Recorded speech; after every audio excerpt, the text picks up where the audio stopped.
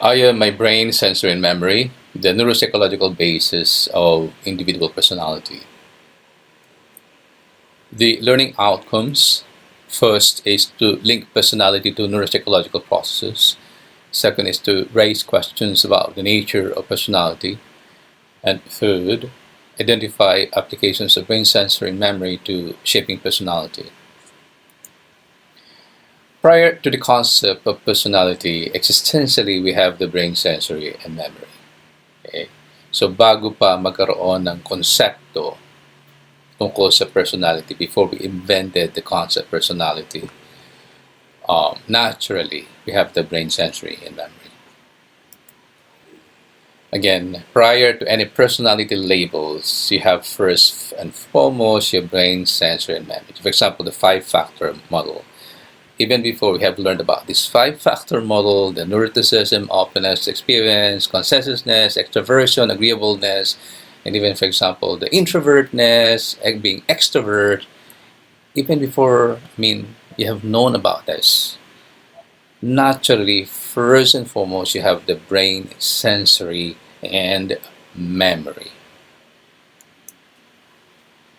As a person, by nature, we have the brain, sensory, and memory. And by natural design, what defines individuality? Ano ba ang nadi-define sa atin bilang ako, bilang ikaw? Okay? So bago pa magkaroon ng iba-ibang klaseng label tungkol sa pagiging tao, pagkatao, personality traits, or whatsoever, we have first the brain, sensory, and memory. So by natural design, it is the brain and sensory and memory, okay, that define the individuality. Alright, since this is natural for all of us, the brain, sensory, and memory regulate all human functioning. So lahat ng ginagawa natin ay may kinalaman o konektado sa brain, sensory, and memory. Just to have a very brief idea, a very straightforward understanding on the functioning of the brain. So, tayo ay kumikilos, nagsasalita, nagdidesisyon, nakakabalanse. Our posture, our memory, our breathing, our attention, the language, the sensation, different kinds of movement, different kinds of behavior, even our personality, right? The way we comprehend things, whether we are fast learner or slow learner, right? Everything is happening. Lahat ng ginagawa natin ay dahil we have the brain, sensory, and memory. The way you're listening to me right now, the way I'm speaking right now, the way I'm organizing this presentation, all of this, okay, are happening because of my brain, sensory, and memory. Without the brain and sensory and memory, I will not be able to do this. Now, if the brain, okay, when I talk about the brain, it's always connected with the sensory and memory. So if the brain regulates human functioning, does it also regulate personality? Kung nire-regulate ng brain ang buong sistema ng ating sarili, nire-regulate din ba nito ang ating personality? Absolutely, definitely. But now, the question is, kung ang brain ang nagre-regulate sa lahat ng functioning ng isang tao, and even personality, the thing is, how aware are we about the brain, sensory, and memory? How aware are you about your brain, sensory, and memory? And what kind of awareness do you have? What kind of information do you have? And how do you make use of this awareness? And how do you make use of this information that you have about the brain, sensory, and memory? Alright, there had been over centuries of research about the brain development, different processes related to brain. So even during the time of the first philosophers, the Plato, Aristotle, there had been, even during the time of Da Vinci, okay, Leonardo da Vinci, there were already unawareness, perceptions, explanations about the brain, sensory, and memory. So it has developed, it has evolved, it has progressed, and looking at the development, specifically on the medical field, mas nag-evolve ang pag-aaral, ang development ng brain and sensory and memory sa medical field. Just like look at the picture. Now you already have the imaging of what's happening in the brain. You have the device, okay, the machines, that the MRI that looks into the dynamics of the brain, the movements of the brain. So marami ng pag-aaral, marami ng pagsasaliksik ang ginagawa. Again, specifically in the medical field. All right. And for instance, during the time of the President Obama of the United States, so he initiated the study of the brain because he was very much aware of the significance of the use of the usefulness of the aspect of the brain, not only in the personal development but in the development of the country. So he initiated the study. I mean to look into the different possible innovations to advance the use of the brain, again, for personal development and development of the country. So they have been into researches in academics, in the academe, all right, and in other fields also, specifically in the neuroscience. So there is an immense interest on brain processes, but not much yet. But we have been into this already, but not much yet, specifically in education and psychology, in the area of psychology. Pero wala pa masyadong, hindi pa nakaka-penetrate ng gusto. And this is basically the problem, the gaps in understanding the brain sensory and memory. Kasi minsan parang we only look at the brain sensory memory in the medical field. But as I started earlier, but the brain sensory and memory is fundamentally in charge of all the human functioning. But how come in the field of education or in the field of psychology, hindi siya nakapenetrate? So we are playing with different concepts. For example, in education, even psychology, but we seldom talked about the brain processes. Even when I was doing my master's degree and even in my doctoral degree in psychology, this was not even, a core program of the curriculum, much more in education. So to make it short, parang at this point in time, the brain in sensory and memory ay nangangapapa in the field of education and in the field of psychology. So if you're very much interested about looking at the deeper sense of personality, so this is an area that you can look into. So what exactly is the role of the brain and sensory and memory in the development of personality?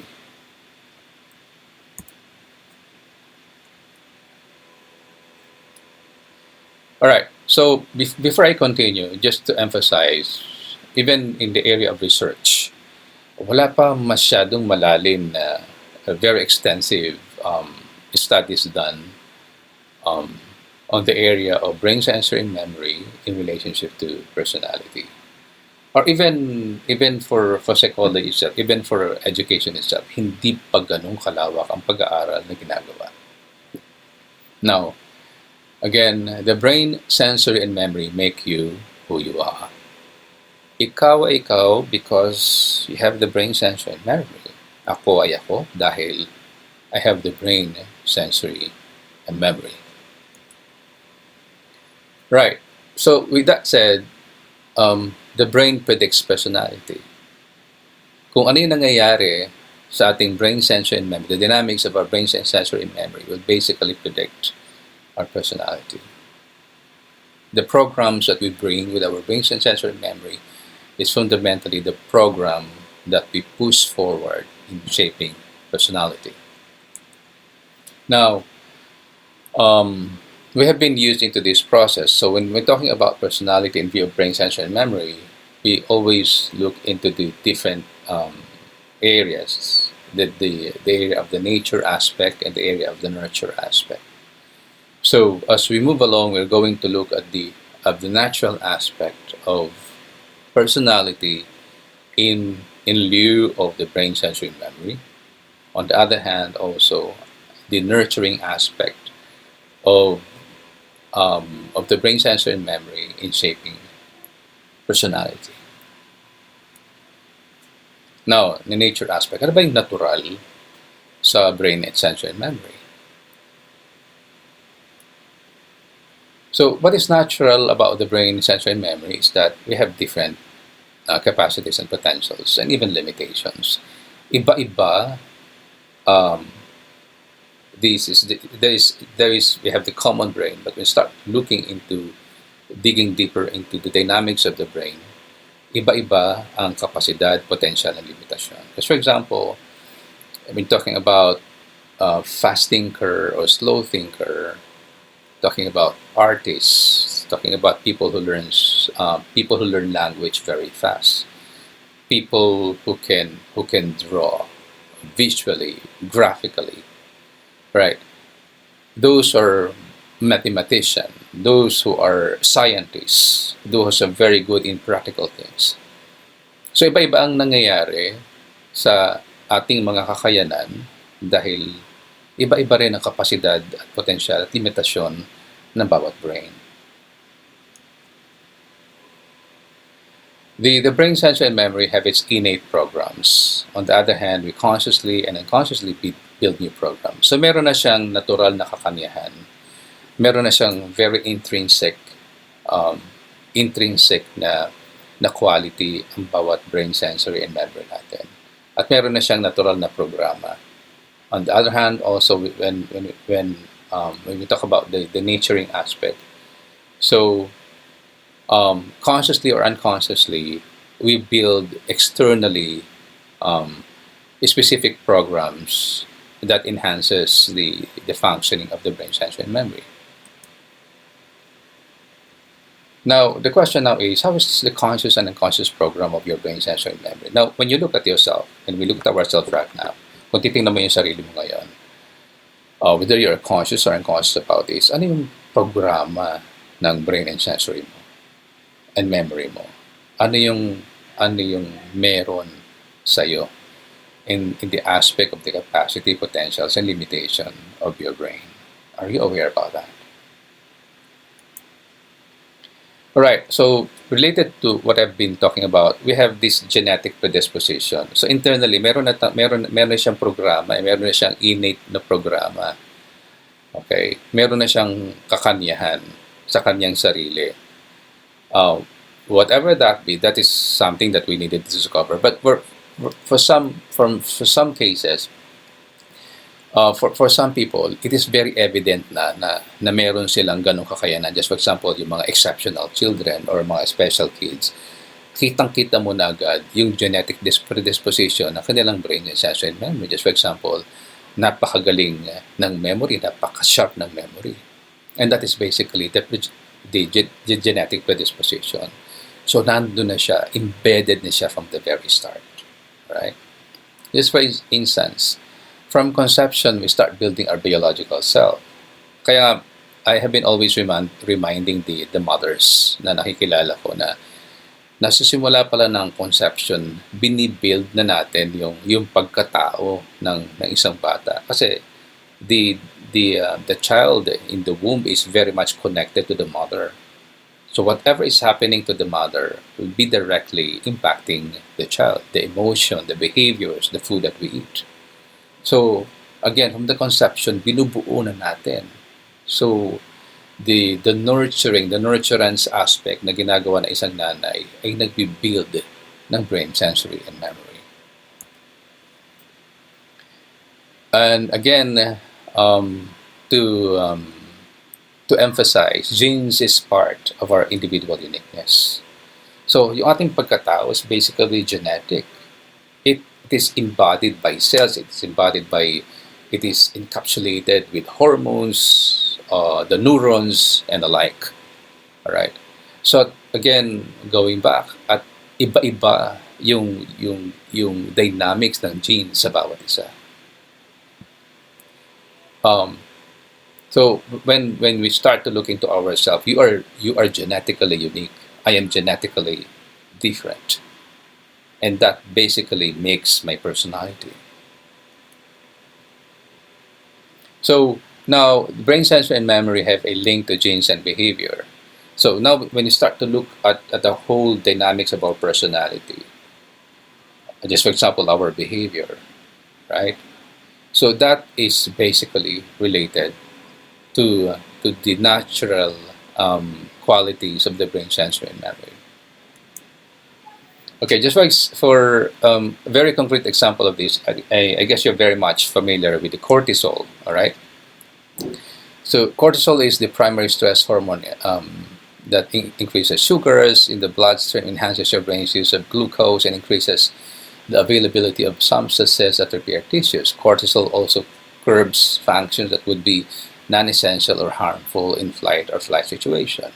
So whether we are very introvert or very extrovert, we're very active or quite shy, we are very what do you call this, empowered, gusto nating magagalaw, o gusto lang nating tahimik lang tayo. Are you aware that cortisol also have something to do with whatever is happening with our behavior? For instance, when you have a very low cortisol, this can cause anxiety, irritability, weight gain, all right, craving for sugar and salt craving, and even having problem on sleeping like insomnia at madaling mapagod, or even have the depressed mood. Okay, are you aware that these might be related, or not might related, it's related to low cortisol? How about having a high cortisol level? Okay, when you have mood swings, high blood pressure, all right, the increase in anxiety, excessive thirst, and the like. So all of this behavior is basically stimulated what is happening internally with our brain sensory, right? And basically impacting our memory. And this is another thing, aside from the cortisol, so basically you are familiar with the dopamine, the serotonin, adrenaline. So we have the chemicals happening, moving in the brain and in the sensory. And these are basically the drivers of our movement, of our thought process. These are the drivers of the whole human functioning. Are you even aware about this? Now we get to define your introvert or extrovert. But come on, first and foremost, you have the body with you. You have your biological self that actually regulates all your human functioning. How about the children with special needs? I have worked with children with special needs for at least 2 years, almost 3 years, right? Children with autism, children with cerebral palsy, children with mental retardation, children with Down syndrome. So this is a classic example. This is a very concrete example on how the genetic factors define who we are. Okay, so within the special example with autism, all right, the socialization aspect, the thought process, the isolation that is happening with children with autism, this is basically driven by what is happening internally, okay, with the child. How about the Stephen Hawking, who suffered from motor neurons, the degeneration of motor neurons in the brain, okay, that interfere with the messages to muscles in the body. But again, prior to this situation, prior to this scenario of Stephen Hawking, before he got into this, he was basically, naturally intelligent, all right? At hindi lang siya nung nag-degenerate na, hindi lang naapektuhan yung tawag dito, yung intelligence niya. So andoon pa rin siya. But again, when we start to look at the diversity of people, it does not happen to all people. Okay? So the uniqueness pertaining to this person, Stephen Hawking, is just, okay, hindi siya, meron siyang kakanyahan, meron siyang sariling dynamics, meron siyang natural structure na nangyari na miski nagkaroon ng problema, okay, biologically, ay hindi naman naapektuhan yung intelligence niya. Okay. Now, so this is not only, when you talk about our personality, this is not only the natural aspect of who we are, that we have the brain, sensor, and memory. Hindi lang ito isang internal aspect na built-in sa ating sarili, built-in sa ating pagkatao. So, we also have the nurturing aspect. Right? Merong tayong ginagawa ng mga conditions that basically nurtures the brain, sensory, and memory. Okay, for instance, the circadian rhythm, to talk about the body clock, the wake, sleep aspect of ourselves. Okay, the nutrition, the exercise, the relaxation, the meditation. So this, just for example, these activities, okay, these programs that we create for ourselves can help us become calm and positive. So what does this activity how does this activity influence? How do these activities influence the internal movement of the brain, sensor, and memory? So going back to the cells, to the chemicals of the body. So there have been so many studies. You can always look into that in the internet. So many studies that's looking into the how this kind of activity, for example, the meditation, can actually balance the chemicals, okay, circulating the entire system of our body. So again, experiences play a major role in nurturing the brain, sensor, and memory. So what kind of experiences nurture the brain, sensor, and memory? The eating, the education, socialization, movement. Just for example, what do you regularly eat? Do you eat junk food? Are you vegetarian? Do you have a very balanced diet? The kind of food that you eat is basically related to your awareness of your brain, sensor, and memory. How many glasses of water do you drink? Right? So, lagi nating sinasabi, you are what you eat. And it's basically true, because whatever we eat becomes part of the nutrients, become parts of the different cells of the body, and basically influences the circulation of different chemicals in the body. Education. Later on, I will be giving you an example on how education is giving us an awareness about the brain, sensor, and memory. All the different learning process. For example, you're listening to me right now. So basically, education, learning processes are nurturing the bodies. It is creating changes in the whole system of the brain, sensor, and memory. Dealing with people, connecting with people, socialization, nurtures the brain, sensor, and memory. The movements, the exercises, and the like influences the brain, sensor, and memory. All right, let us now look into the dynamic of the nature nurture, okay, and how they are actually influencing each other. All right, I've asked you to watch a video on stroke. Okay, the damage to the brain could lead to irreversible outcome, and I will be giving you an example to that. Na kapag na-damage mo ito physically, maaring ma-break yung normal na movement ng brain, sensory, and memory natin. How about the bipolar, personal borderline personality disorder? Is this naturally related to the brain, sensory, and memory? Are we susceptible? Is the natural order of the brain, sensory, and memory make us more inclined to have this disorder? Or what what we are doing with our lives, our day-to-day lives, right? Yung buhay natin sa pang-araw-araw ay siyang nag-contribute kung bakit nagkaroon ng dysfunctioning ang brain, sensory, and memory natin. How about mood instability? Are we naturally inclined, the brain, specifically the brain processes, is the brain naturally inclined to have mood instability?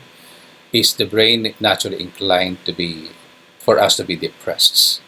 Or by nature, by nurturing aspect, baka meron tayong mga ginagawa that might be unhealthy, that might be creating the imbalances with the chemicals that are contributory to the development of the brain, sensory, and memory, or the movement of the brain, sensory, and memory. How about identity disorder? When you talk about identity disorder, are we naturally inclined, right? When you talk about the genetic aspect, is identity disorder, does this run within the genes of the family, or this is basically nurtured by the very toxic environment that we have, or very toxic activity that we are doing? Hallucination. Is the brain, sensory, and memory naturally, right, inclined towards hallucination? Or again, by nurturing aspect, you might be doing we might be in experience activities that lead to hallucination. Delusions. Again, looking at the natural aspect and the nurturing aspect of the brain, sensory, and memory, what exactly is happening that lead us to delusions? Is this embedded in our genes, in the natural order of the brain, sensory, and memory, or is this externally influenced by external factors? Now, for example, with the advent of technology, right, we might be overly stimulating the brain, sensory, and memory. Okay? And what is the impact of the overly stimulation of the brain, sensory, and memory? Just because, for example, if I ask you, how are you engaging with the use of technology, even with the use of your cell phones? When you wake up, do you easily grab your cell phone, okay, and start your day with the use of the cell phone, stimulating your brain, sensory, and memory? And what exactly is the impact of that in your entire day activity? Okay, to make it short, the neurons that are running in our head, in our brain, okay, when they are out of sync, okay, neurons that are out of sync will fail to link. We become very much, when we disconnect with the entire process of the brain, sensory, and memory, so definitely we will also become disconnected with our human functioning.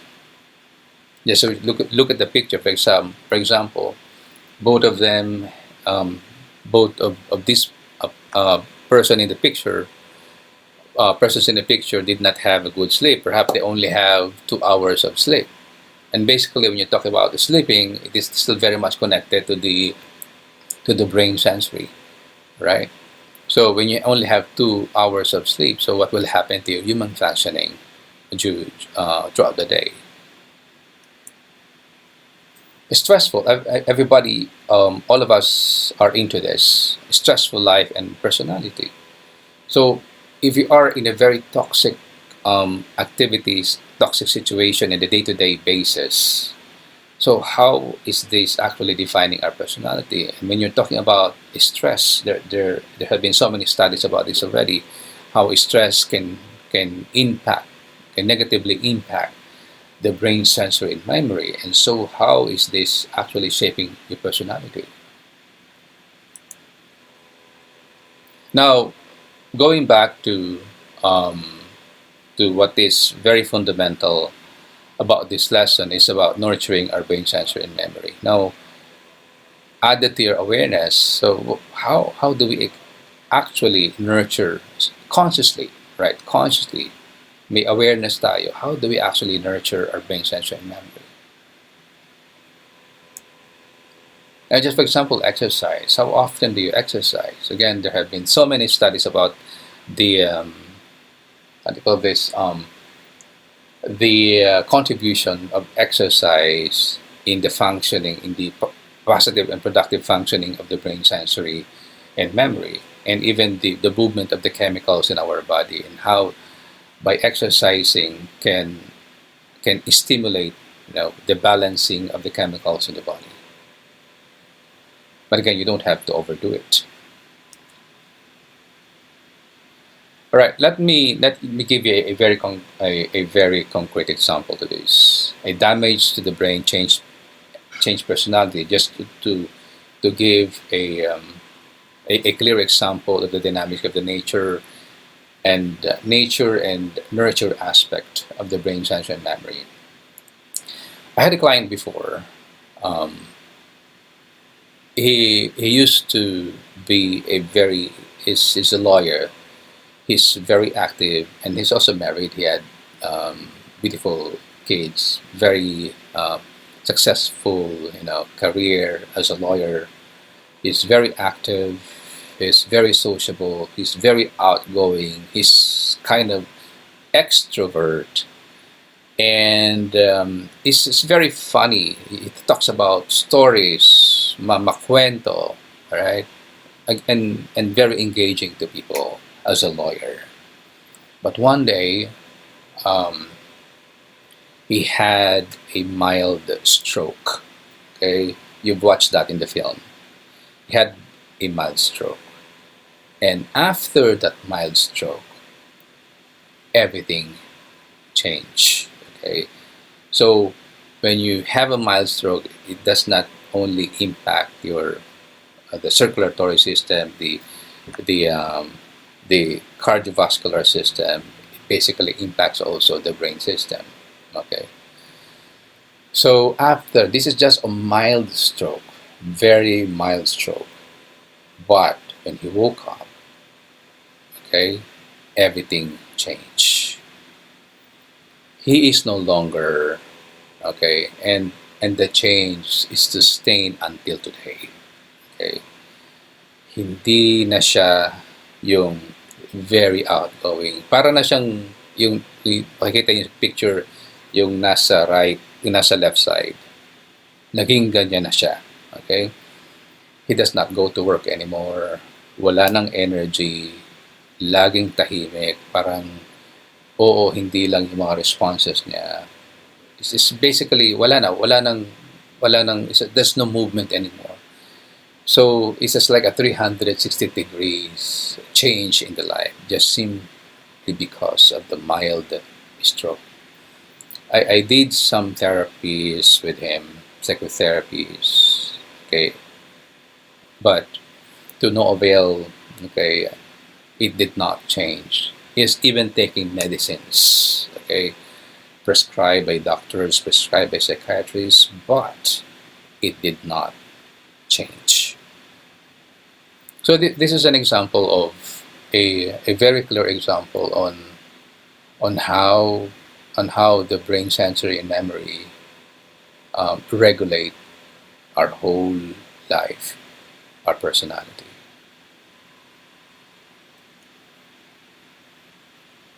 Right. So when talking about personality, it is also about perceptions that we feed. So I'm going to talk about this lengthily in our in the next session. So again, personality as perceptions that we feed our brain sensory and memory. So fundamentally, when you talk about personality, it is a perception. It is a concept that we agreed on. Okay, that we have the concept personality that we use as a label to understand who we are as a human being. Personality that we use as a label to understand who we are as a person in terms of behavior, emotions, thought process, and the like. Okay. Now again, how does perception work? Okay. Um, as a diverse person coming from different experiences, not only in the natural capacity, natural element that we have within our brain, sensor, and memory, but the moment certain experience got into our internal process, whether you like it or not, iba-iba yung magiging pananaw natin. Ito perception.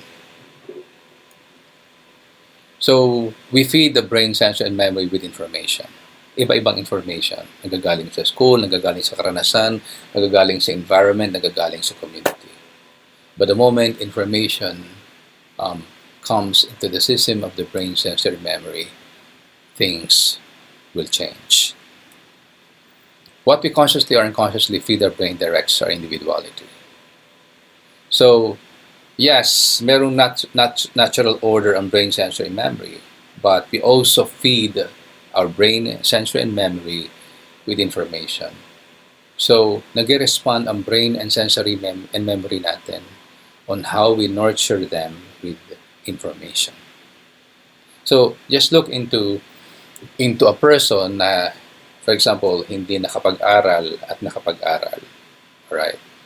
So basically, yung nakapag-aral na bigyan ng iba-ibang proseso kung paano tumingin sa buhay. For example, decision making, problem solver and right, problem solving and right, critical thinking, creativity, so on and so forth. But this one who did not go to education, let's say walang primary school, secondary school, even college. So in terms of regulating the brain, sensor, and memory, sino yung mas merong kakayanan na bigyan ng direksyon ang functioning ng brain, sensor, and memory? Of course, yung isang tao na merong iba-ibang information na naibigay, okay, sa brain, sensor, and memory. So, information create directions to our brain, sensor, and memory.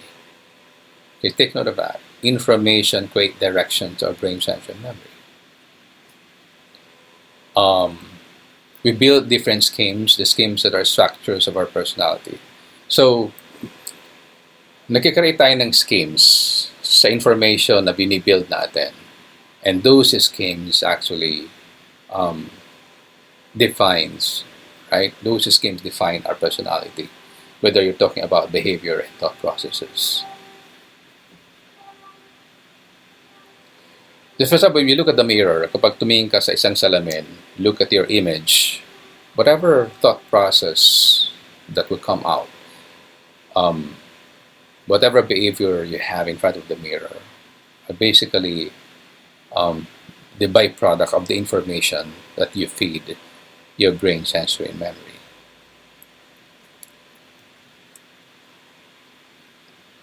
Our sensory organs, our senses give our brain the information it needs to construct reality. So kung anong pagtingin natin sa realidad, it's basically the work of the information that we feed our brain, sensory, and memory. So talking about neuroplasticity, okay, this is a very technical term to look at the dynamics of the brain. So when you look at neuroplasticity, you use it or lose it. So what does it mean? So importante lang naman na maggamit na gusto ang kapasidad at potensyal ng brain. Otherwise, you might lose it. You lose its optimizing its capacity and potential. So we have to strengthen the synaptic connection to strengthen the skill. So just for example, in this slide, in this picture, you see a girl drawing, painting. So ipinapakita lamang nito na kinakailangan mong gamitin ang iyong kakayanan. So kinakailangan mong gawin ito para masana yung buong sistema ng brain, sensory, and memory mo sa isang activity na ginagawa mo, just like painting. If you really want to be good in painting, so you need to do it every day. Okay, just for example, every day. Okay. So repetition rewires the brain and breeds habit. So if you would like to maximize the neuroplasticity of our brain, so we keep on repeating and repeating to rewire the brain, and this breeds habits. So Personality is basically a habit that we form. It's the repetition of the dynamics, the repetition of the movement, the repetition of the perception that we have about ourselves, and that forms personality. For instance, if you know how to drive, all right, driving is a habituated neuron and muscles. It's a synchronization of brain, sensory, and memory. So similarly, if you're really into a conscious forming of personality, it has to be habituated. We have to habituate the neurons and muscles of the brain sensory. Okay? And we have to synchronize the brain and sensory and memory in order to come up with a very habituated sense of self, personality. So a strong sense of self means a strong awareness of the brain, sensory, and memory.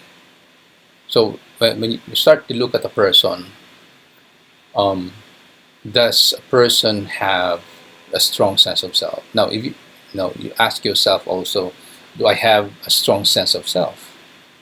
Then if you have a strong sense of self, then how strong is your awareness of your brain, sensory, and memory?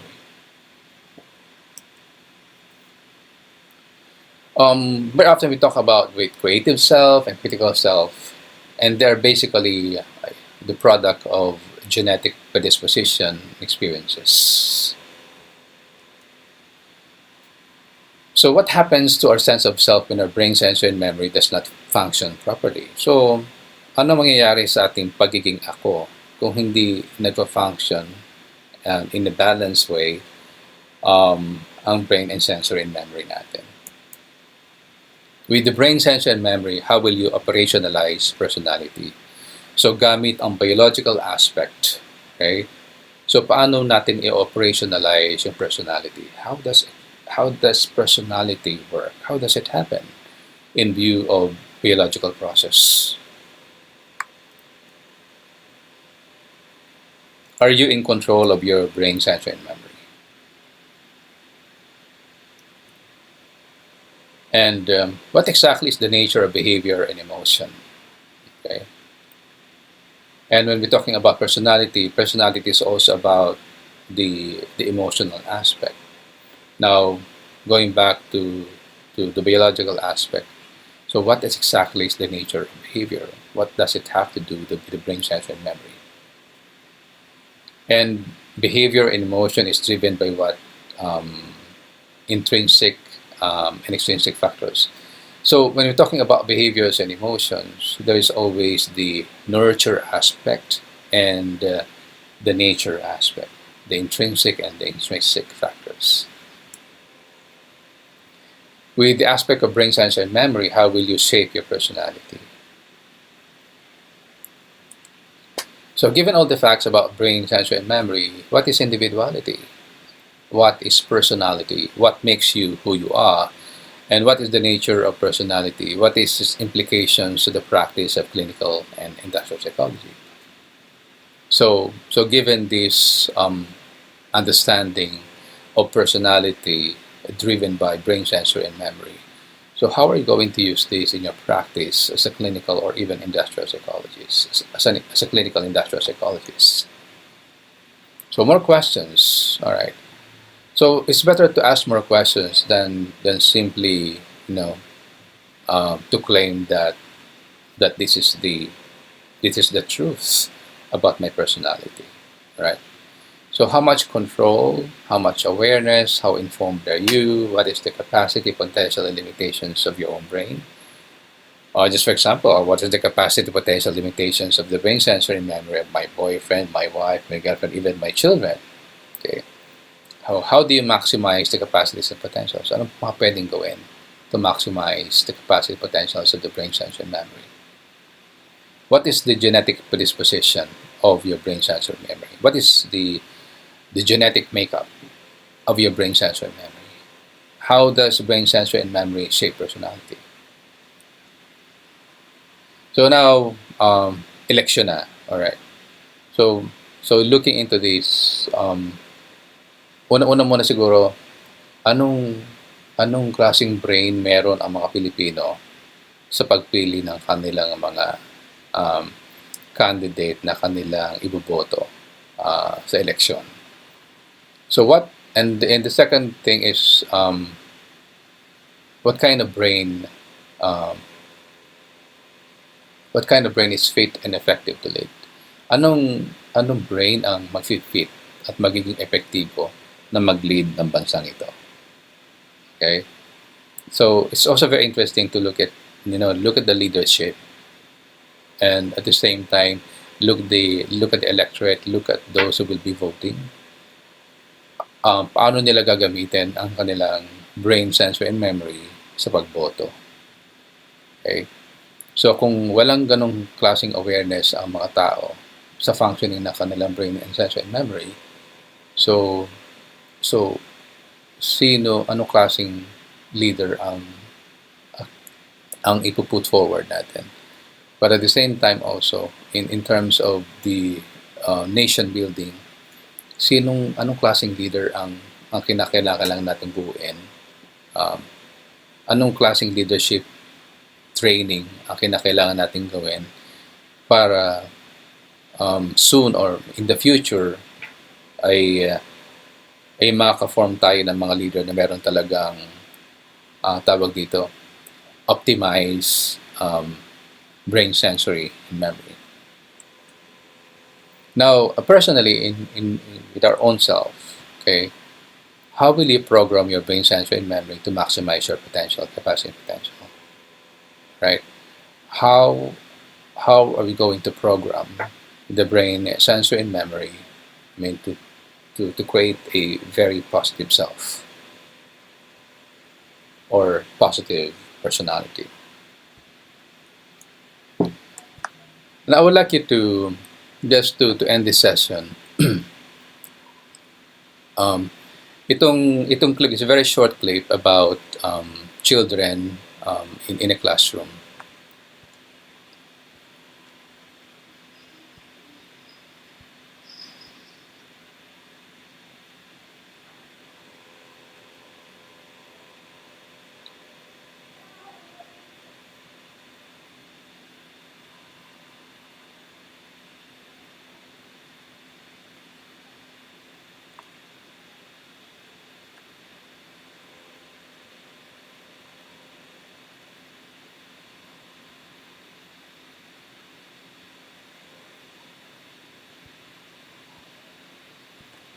So even looking at the behavior of students and teachers, all right, how aware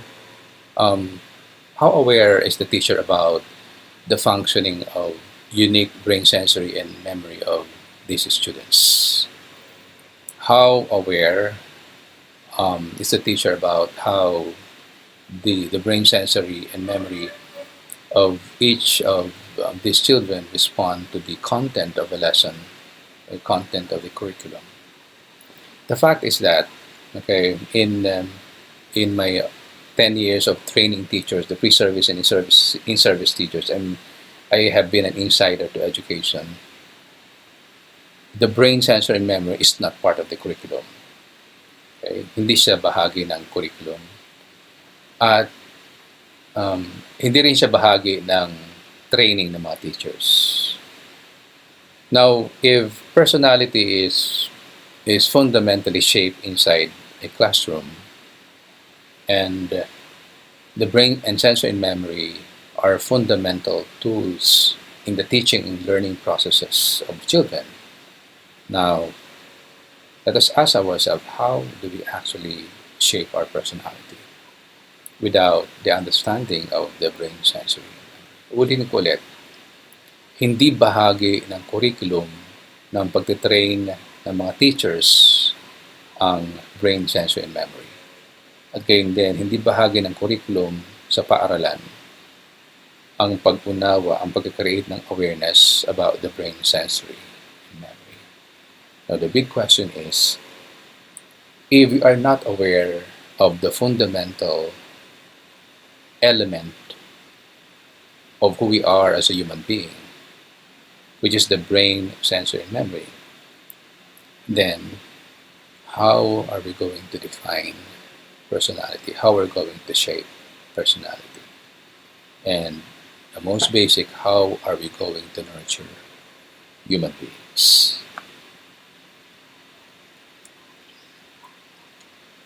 All right.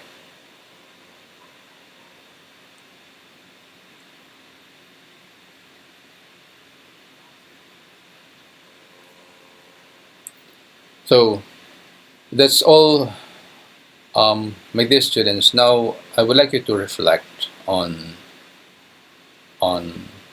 your projects. The first is about your personality development. Look into your personality development in view of the biological process, the brain, sensory, and memory.